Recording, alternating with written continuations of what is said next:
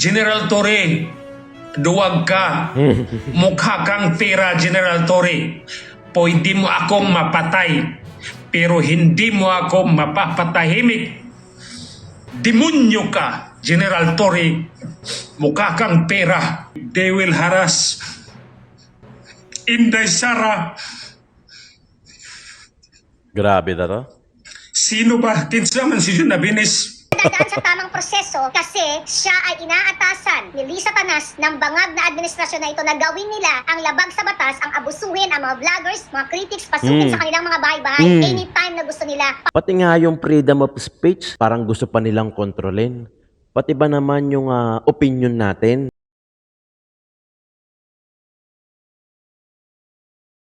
Tunay na balita, walang kinakampiyan, sumasalamin sa katotohanan lamang. What's up mga kayon? Welcome back! Siyempre, dito lang sa Joe Malone TV para sa programa natin ay Isyu ng Bayan, ating pag-usapan. Today is February 27, araw ng Huwebes dito sa Pilipinas. Kaya naman magandang umaga, hapon o gabi sa inyong lahat, ha? Unang-una ay salamat sa mga laging tumatamba, yung mga regular viewers natin, yung mga laging nanonood. Thank you so much. O, kung nasan man kayo lupalop naroroon, abroad man o dito sa Pilipinas, Luzon, Visayas, Mindanao, maraming salamat po. Isang attendance check muna tayo dyan dahil ang daming pumapasok na mga iba't ibang lugar na nagko-comment, no? If you're watching from Sweden, Illinois, kahit sa amang country yan, paki-comment dyan sa baba yung eksaktong area nyo. Tapos sa Pilipinas naman, kung saan kayo nanonood dito sa programa natin, paki-comment naman dyan if you're watching from Taguig, Tarlac, Pampanga, Pangasinan, Cebu, meron pa Negros Occidental, Mindoro, etc. Paki-comment dyan sa baba na malaman natin kung saan na inaabot yung video natin. O ito, pag-uusapan natin, mabilisan, dahil mahaba-haba itong video na hinanda natin sa inyo. Yung mga vloggers na inimbitahan doon sa House of Representatives na hindi dumalo, valid naman yung reason nila dahil ang reason nila, ang sinasabi nila, marami na kesyo pagka nagkamali ka ng sagot, baka makontempt ka, alam na namin kung ano yung gagawin nyo sa amin, di ba? Pero dumiretso sila doon sa legal way. Doon sila dumiretso sa Supreme Court, di ba? Pero bagamat merong isang tao na vlogger na si June, kung saan pinasok di umano ang kanyang bahay, according sa video, mamaya panoorin natin at kinuha yung gamit niya, yung cellphone. Okay, mapanoorin natin yan, ha? Paki-double check naman mga kayon dahil may nagko-comment sa atin na ang tagal ko daw nawala. Araw-araw naman ako nag-upload. Paki-double check kung nakasubscribe kayo, kung hindi pa, subscribe naman. At kung nakasubscribe naman kayo, paki-check kung naka-click yung bell icon sa tabi ng subscribe button, yung bell icon, tapos click mo, tapos paki-click yung all. Yan. Para ma-notify ka. Kasi pwede ka nakasubscribe pero hindi ka ma-notify. Pwede yon. Yun yung nangyayari doon sa mga nagko-comment sa akin na ang tagal ko raw nawala. Araw-araw naman ako nag-upload. Kasi hindi naka-click yung bell icon at nakaset sa all. Yan. Para lahat ma-notify ka. Araw-araw tayo nag-upload mga kayon. Araw-araw natin binobosesan yung mga issue ng bayan na kailangan naman natin talagang pakialaman. Kasi kung hindi namin gagawin tong mga political vlogger, sino ang gagawa nito? 'Di ba? Kami na nga yung new media. Yung bagong media ngayon na alam naman natin na hindi bias. Well, at least for me, hindi bias at walang kinikilingan. Wala naman nagbabayad sa akin, kayo lang 'Di ba? Kaya nga lagi ako nakikiusap sa inyo na huwag mag-skip ng ads. Yun ang dalaking tulong nyo sa akin. Saka suportahan nyo rin yung DDS na vlogger na tulad ko, inaamin ko na yan at hindi ko na kailangan pang mamangka, hindi ko na kailangan pang sumayaw kung BBM o DDS. Diba? Sinasabi ko na sa inyo, I will stand for what I believe. I will stand for the truth. Support Duterte. Diba? Pwede nyo gamitin itong mga hashtag natin na nasa ibabaw. Yan. Paki-comment dyan. Kung wala kang ma-comment sa baba, yan, pwede mo nyo gamitin yan as comment. Okay? Ayun na nga, pag-usapan natin, ito si Voljack. Papasukin natin si Voljack, tapos papasukin natin yung live session ni June Abinas ba? June Abinas, kung saan pinasok yung kanilang bahay at pinag-utos ata ni Torre. Ito yung nag-post nung na-hospital si Torre. Siya ata yun kung di ako nagkakamali. Ano natin, ha? Pag-usapan natin at hingin natin yung konting opinion nyo through comments. Soon, magla-live din tayo. Hintayin ko lang makabili ako nung app.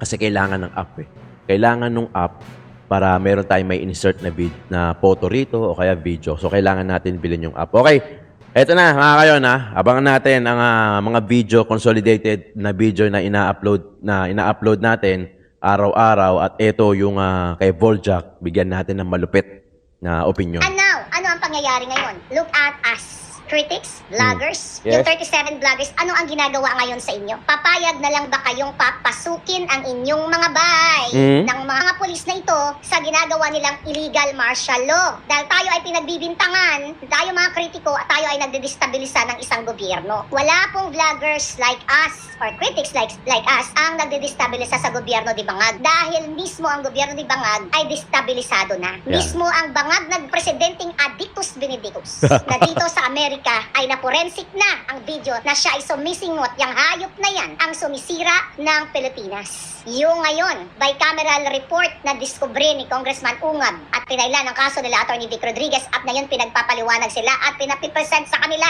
yung mga dokumento prior nilagyan ni Lisa Tanas at ni Bangag na mga numero. Hindi ba issue ng korupsyon na yan? Paulit-ulit na lang po tayo and that is trillion pa nga yan eh. Trillions and trillions of money ng Pilipino compared to 125 million na binato nila, na ginagamit nila panira kay Vice President Sara Duterte para lang matanggal Yes. sa limelight o matanggal sa political spectrum si Inday Sara. Kaya tayo ngayon ay pinapasok sa ating mga bahay-bahay at I hope may saysay pa nga ang mag-file ng kaso sa Pilipinas. Kung sa tingin ni Jutang Ginemes na si Torre, although nag-file siya ng case pero hindi siya dadaan sa tamang proseso kasi siya ay inaatasan ni Lisa Tanas ng bangag na administrasyon na ito na gawin nila ang labag sa batas, ang abusuhin ang mga vloggers, mga critics, pasukin sa kanilang mga bahay-bahay anytime na gusto nila para kunin ang telepono, para kunin ang mga gadgets. Kasi gusto nilang malaman kung sino-sino mga kinakausap natin. Yes. Personal natin yun. Tingnan nyo yung mga Oo. senador natin ngayon na mga mga re-electionist. Nakakampi natin. Pero mabuti na lang din yun at nagsasalita sila. Ngayon nyo lang napagtanto-tanto. Nakikita nila yan eh. Ang problema kasi sa ibang mga politiko na supposedly nakapaagapay natin ay mga vested interest lang. Personal interest lang din ang iniisip. Baka maapektuhan ang kanilang mga kandidatura and everything. Kaya hindi sila kaagad nagsalita. Kailangan pang may makadiskubre katulad ni Ungab, katulad ni Rodriguez, kung sino pa man. Kailangan pa magyaw-yaw ni Pangulong Duterte para magkaroon kayo lahat ng balls. At dahil nga desperado sila, dahil nga abusado, wala na po silang nire-respeto na batas. Ang punot dulo ng ginagawa ng bangag na administrasyon na ito ay pagnanakaw, paghahakot sa pera ng mamamayang Pilipino. Bago pa yung bicameral report, bago pa yung National Budget 2025 na now 70% ay nagastos na nila o na ipamudmud na. Yun, Pebrero no? pa lang yan ang bagong discovery ni Atty. Vic Rodriguez. Sabi nga niya, baka manalo lang tayo sa paper o nanalo nga tayo. Dineclare ng Supreme Court Ito na, ito context ay ko na to. illegal, immoral o kung ano pa man. Nasaan na yung pera? Nasaan na ang 70% ng Na-distribute 6.325 na. trillion na i-transport na nila through crypto, through what, kung ano pang form of transportation ang ginamit nila para itago ang pera ninyo. Kaya kawawa talaga kayo mga kababayan. Si Bojack kasi alam ko nasa ibang bansa to eh. Okay. Subscribe niyo yan. Okay. Ganito kasi yan mga kayon. Ganito kasi yan mga kayon. Kaming mga political vlogger, hila namin, buntot namin eh. Wala kaming kakampi. Well, noon wala kaming kakampi. Pero ngayon kahit papaano nagkakaroon na kami ng kakampi through Atty. Vic Rodriguez. Yung alam mo kahit papaano ipagtatanggol yung mga vloggers. General na natin. Yung mga vloggers. Pero kung tutuusin, hila namin, buntot namin, 'di ba? Pagka napahamak ka, bahala ka, 'di ba? Kung may nasabi ka diyan o nagpakalat ka ng fake news, ay bahala ka. Karga mo yung sarili mo. Kumbaga, hila mo, buntot mo. 'Yun ang ibig sabihin nun. 'Yun na yung idiom nun. So, ganun kami, no? Yung iba talaga, depende sa content creator, sa mga vloggers, sa mga political vloggers, kung gaano ka angas yung level of angas nila. 'Di ba? Sa atin, more of opinion, reaction natin doon sa mga nangyayari, doon sa mga napapanood natin. Ang kagandahan sa ganito kasi nakakapanood tayo ng marami mga video. So observer tayo. Napipilter out natin kung ano yung mga mali, napipilter in naman natin kung ano yung mga nasasala natin in short, kung ano yung mga tama. So ganun eh. 'Di ba? Kami, wala, hila namin, buntot namin. Kahit papaano ngayon. Yung sinasabi kasi ni Bojack na parang kailangan pang magngur-ngur nila Atty. Ungab, nila Vic Rodriguez, nila Duterte para magkaroon talaga ng balls yung mga ibang politiko na nakikita naman nila yan eh. I believe na alam nila yan. Di ba? Alam nila yan. Wala lang umiimik 'Di ba? Nagkataon lang na mayroong isang Congressman Ungab, Attorney Vic Rodriguez, at higit sa lahat, mayroong isang Tatay Digong Duterte na nangingialam doon at iniisip yung kapakanan ng sambayanan. Kaya lagi niyong tatandaan, May 12, ang iluluklok mo lang yung mga tao o yung mga politikong merong pakialam sa mga sambayanan. Yung ang priority nila tayo. Hindi yung posisyon nila, hindi yung kikitain nila, hindi yung pwede nila, yung power nila, hindi yun. Ang isipin natin kung makakatulong ba to sa Pilipinas pagdating sa sambayanan at pagdating sa gobyerno. May alam ba to sa batas at tutulong ba ito talaga na maiahon ang bansa natin? Dahil sobrang ito mga si Boljak na nagsabi, kasi hindi naman, alam ko nasa ibang bansa to, di ba? Si Boljak. So, sinasabi niya, kawawa naman ng Pilipinas, kawawa naman tayo. Literally, totoo naman di ba? Truth hurts. Masakit naman talaga ang sinasabi ni Boljak na kawawa naman tayo. Totoo naman, kawawa naman talaga tayo. Yung kapangyarihan natin, every election lang di ba? Nangako, lumapit, tumatok, nakipagkamay, nag-abot man ng sobre o wala, thank you, di ba? Ganoon naman tayo, mga Pilipino. O tapos pag nanalo na iluklok natin, wala na. Makakalimutan na tayo. Di ba? Eto, si June Abines, papasukin na natin. At eto yung, siya na magkwento. I'm June Abinis. I'm using my partner's account kay I cannot do live sa June Abinis and Ernest Abinis na account. So hindi ako masyado ma-uptick sa live. But I have to do this before they will delete or shut down my account. Sana maraming Cebuano, ang daghang mga Cebuano ang mukuan mo join karon diri sa Cebu People's Indignation Rally. O ako isa sa lead convener kagabi 12 a.m. in the morning, pumasok ang at least isang dosinang pulis. Grabe. Mostly from Manila. Grabe. With a search warrant. And I was shocked kasi if they are to file a case against me of cyber libel, bakit nila kukunin yung cellphone ko if they have the evidence? Kasi normal sa case, if you have the evidence, you have to show the court that you have an evidence and arrest me. Una yung warrant of arrest, ito baligtad. Inuna nilang kunin yung cellphone ko at PC ko, personal computer ko sa bahay. They barged in at middle of the night and refused me to have my lawyer witness sa ginawa ng mga pulis. I have nothing against the police na bumarch because pumasok sa bahay ko kasi they are under the instruction of the big boss. Lalo na ni General Torre. Yun. Na namimihasa na sa pag-violate ng mga people's right, mga basic rights. So, si General Torre namimihasa na to silence anyone.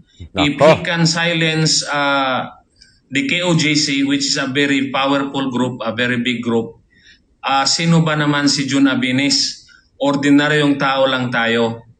Naging lead convener ako sa Cebu Maisog Rally kasi talagang pagod na ako sa kalokohan ng gobyerno natin.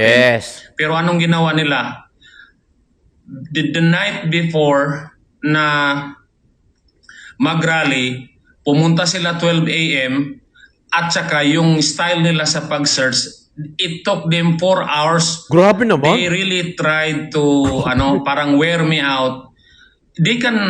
Kaya naman nilang kunin yung cellphone ko in 30 seconds Tapos yung PC ko in maybe 10 minutes. But they have to prove yung cellphone ko, dina-download nila yung laman. I think pinano nila.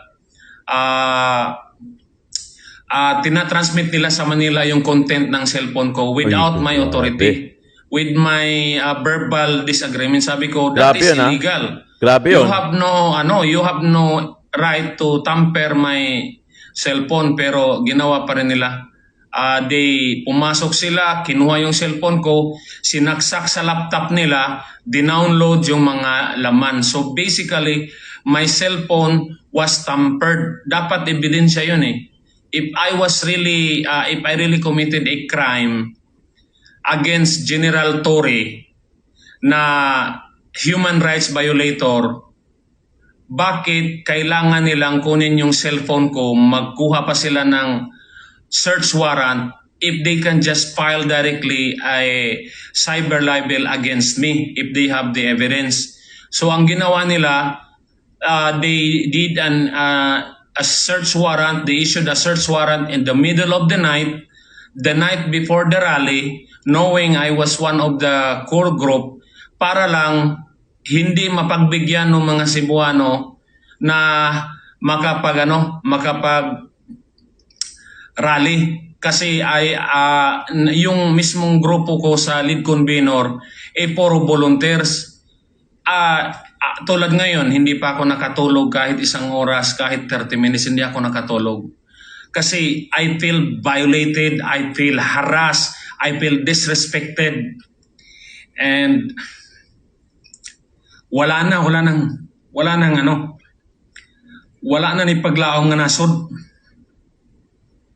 They will harass anybody. If they will harass PRRD, if they will harass Inday Sara, Grabe na to. sino ba? Kinsa man si Jun Abinis.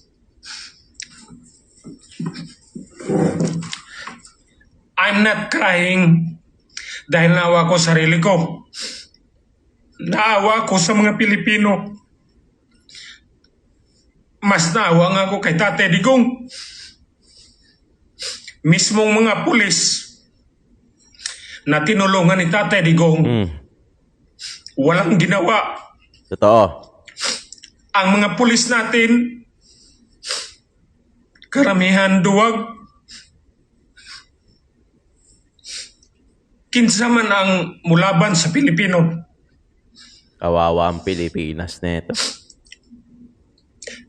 Kada adlaw, gusto nila pildihon ang Duterte. Mismo si Sara niingon, gusto nila patyon si Sara. Ako, Jun Abinis, ultimo, pwede po ko nilang patyon. Ang harassment kahapon, wala rato.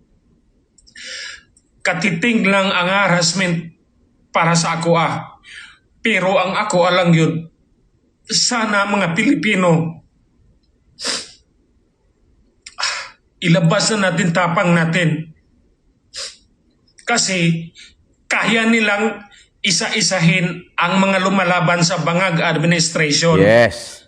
Papayagan ba natin na basta-basta na lang yung mga Duterte isa-silence nila? Papayag ba tayo sa mga kernel na matatapang ikukulong nila?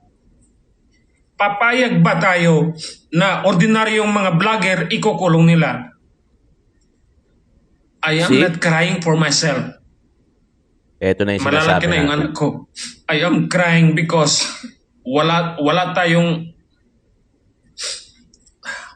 tapang ang Pilipino sa ngayon, at ang PNP, military natin, parang tinitinglan lang nila yung leader na matino na si Duterte. Si Inday Sara, binubuli, hinaharas, kihadre, kihadito. So I'm just overwhelmed how crazy, how audacious, how kapal ng mukha ang administration na to. They will try to silence anybody. They will do everything to intimidate the Filipino. Actually, to Rally control. pa lang ang ginagawa natin dito sa Cebu. Rally pa lang. Ang mga Cebuano very, very, very excited na makita nila si Digong. Because Digong is a symbol of uprightness sa leader. Digong is a symbol of integrity. We are longing for that kind of leadership. Kaya ang mga taga Cebu, masaya na pupunta si Digong. I am a volunteer. I spend my own money. Nobody is paying me to join Korma Isog. I just want to show every Filipino na magsakripisyo tayo para makita ng gobyerno nagkaisa tayo. Yun ang dapat. Yun ang dapat. Magkaisa. Naawa ko kahit si Tatay Digong walang budget pupunta dito. I was told hirap si Tatay Digong sa budget. Kahit yung rally, walang budget. Nagmamakalimos yung Pagmamahal lang. Ang budget, pagmamahal lang. group, kahit mga barricade lang, nagmamakalimos para lang makita ng mga tao na nagkakaisa ang mga Cebuano. Si Tatay Digong hindi nagnakaw. Gusto niyang pumunta rito pero mismo yung expense hindi niya kaya dahil hindi siya nagnakaw. Pero tingnan mo yung gobyerno natin, 4.3 trillion ubos na in 2 months. Kaya sa mga Cebuano, mga bay, magpakita ta nga nagkahiusa ta. Okay ra ko. Ila kong harason kadadlaw. Actually, wa ko mahadlok nga ila kong harason kadadlaw. In fact, pwede gyud ko patyon ni General Torre. General Torre, duwag ka. Mukha kang pera, General Torre. Pwede mo akong mapatay. Pero hindi mo ako mapapatahimik. Demonyo ka, General Torre. Mukha kang pera. Ang mga PNP, ginawa mong binaboy mo ang PNP. You can file all the case you can file against me. I don't care. You can go to my house. You can kill me. You can shoot my house. It's okay. Para makita ng mga Pilipino gaano kakademonyo. Bongbong Marcos. Wala nang utak yan si Bongbong Marcos. Tayo mga Pilipino, nag-ikot na yan sa Bacolod. Wala nang pumapansin eh. So, ang panawagan ko sa mga Cebuano, magkaisa tabay. Adnihita karon diri sa Mandawi, atong punon, atong ipakita. Peaceful lang ta, walay violence.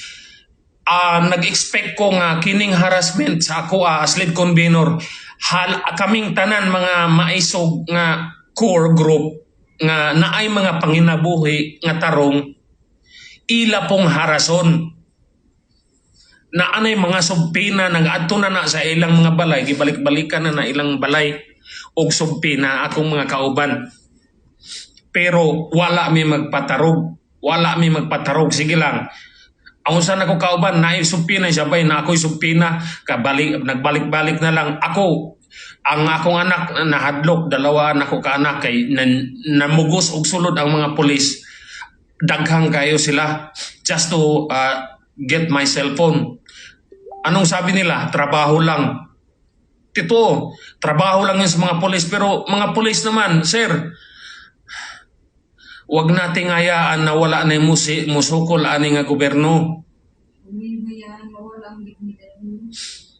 Wala nang dignidad ang Pilipino kung bababuyin tayo ng Tory na yan. Ano bang meron si Tory? Tapang lang, apog lang yan si Tory, pero walang dignidad yan. Walang respetar yan sa mga Pilipino.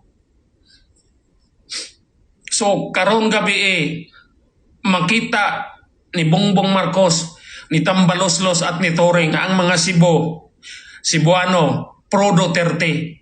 We love Duterte because he served the country. Every time I speak good about Duterte, sabi nila binabayaran ako ni Duterte. Now I heard. Hindi ka pa nga nakita si Duterte. Hindi ko pa nakita in person si Duterte. Pati si Sara. Mismo si Sara, hindi ko yan nakita. Ordinary citizen ako na nag-volunteer para lang magkaroon ng platform ng mga Cebuano. Yung karaban, pera namin yun mga convenor. Nagbigay kami ng mga sariling pera namin. Pero anong gusto palabasin ng administration? Bayaran kami. Hirap na nga si Tatay Digong pang-eroplano lang sa grupo niya. Oh. Hirap na nga kami sa kahit barricade lang. Ilan yun? Nasa Marami kaming PDP. utang matapos lang yung area ng rally. Gagawin ng lead convener kahit magkautang-utang kami para lang magkaisa ang mga Cebuano. Hindi kami pumunta sa mga may pera dyan. Hindi kami pumupunta sa politiko. Kahit magtanong ka dyan sa mga politiko, sinong hininga namin? Hindi nga namin pinapunta karami ng politiko na local eh. Kasi ayaw namin sabihin na namumulitika. Laban ng mga Pilipino to. Araw-araw may namamatay na mga bata, mga babae, mismong mga pamilya, kinakatay ng mga tatay nila dahil sobrang dami ng adik. Tapos sasabihin nila Marbelatore na less ang crime, 60% lower. Oh. Totoo, nakita ko rin yun eh. This is my first live kasi talagang I cannot believe gaano kakapal, gaano ka-greedy, gaano kawalang hiya ang administrasyon na to. At alam ko yung harassment na ginawa nila na i-raid yung bahay ko, sample lang yun. Sample lang yun sa akin. Pwede nila akong arestuin, pwede nila akong bugbugin, pwede nila akong kidnapin. Pero alam mo yung masama ng loob ko, yung mga kasama ko. Kasi yung mga kasama ko, sabi nila, sir, di kaya tayo iharas? Sabi ko, okay lang, una akong kong preso. Yun ang sabi ko kahit yung sa vlogger na 37. I'm not afraid na ikulong ako. Pero kung may masama sa loob ko, ang mga pulis natin, ang mga sundalo, dinobli yung sweldo nyo. Hindi nyo maprotektahan yung presidente na matino. Hindi nyo maprotektahan ang mga Pilipino. I am almost sure I will die this year because Bongbong administration, Marbel, and Tory are evil. They will kill people for greed. Si Tambalusos, mga kawatan na sila. But I don't care. I don't care. Pero ang ano ko lang, let's unite. Let's sacrifice. Kami sa Maisog Corps, puro sakripisyo. Minsan nag-usap kami, one battle kami ni Elmer, usap kami. Wala kaming mga pera. Yung mga sideline namin, halos wala. Wala kaming, we are not earning money in Facebook and YouTube.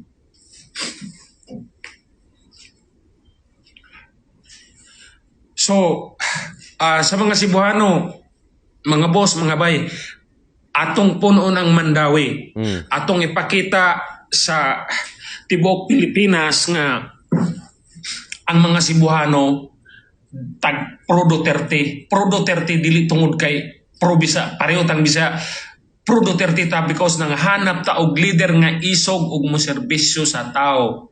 Mao na ako kanang protect inday, wa na kay lasi inday nako, wa na kay lasi Duterte nako, si Tatay Digong wa na nako na meet in person, pero I will sacrifice my time, my money, my effort, even my life para lang suportahan kay why halos isog sa Pilipino. Mga Duterte na lang ang isog. Isog man sab ko, pero mas isog man yung Duterte mo. Bitaw nga, dapat ato silang suportahan. Si Tatay Digong wa na kusog. Mao may paralihon na to. Unsa pa man gusto nato isulti ni Tatay Digong sa ato ang mga sundalo, mga pulis. Unsa man nga klase nga hangyo, anong klaseng pakiusap ni Tatay Digong para matauhan ng Pilipino? Anong klaseng pakiusap? Yes. Diba? I don't care. Sa akin, okay na, I decided to dedicate myself on advocacy for Philippines kasi wala na tayo pupuntahan ibang lugar, isa lang bansa natin. Oo. Pero sa mga pulis naman natin, grabe. Ang mga pulis, hinaharas yung matitinong tao. Pero yung mga adik, naglipa na sa lansangan. Totoo yung sinasabi nito ni ni Sir John Abines. No? Ang dami ng kriminalidad ngayon. No? Kung nanonood ka ng mga mainstream, mga bali-balita, o kaya dumadaan sa Sokmed mo, sa Facebook mo, sobrang dami na ulit. Bumalik na yung drugs, yung mga kriminalidad. Ano na eh. Ganun na naman, wala nang takot. Alam mo yun, yung walang takot sa gobyerno. Oh, may mga nahuhuli. Hindi ko naman sinabing hindi nagtatrabaho yung mga kapulisan. Pero sa sobrang dami na ng mga kriminalidad na nangyayari, mga lumalabag sa batas, kumbaga, mas nadadaignan ng mga to, yung kung paano hulihin naman ng mga kapulisan. Kumbaga, madamin masyado. So, hindi nila matutukan. Ganun, in short, ganun. Ganun kadami. Kaya, tama naman sinasabi ni John, na magkaisa tayo, na mag-unite na tayo, ipaglaban natin yung karapatan natin, magsalita tayo. Kasi ang panahon ngayon, pag nagsasalita ka ng tama, kalaban ka na, salbahe ka na, anti-government ka na, pero sinasabi mo lang kung ano yung katotohanan, di ba? Pati nga yung freedom of speech, parang gusto pa nilang kontrolin. Pati ba naman yung opinion natin, yung sa palagay lang natin, di ba? Sa palagay lang natin, pwedeng tama, pwedeng mali, di ba?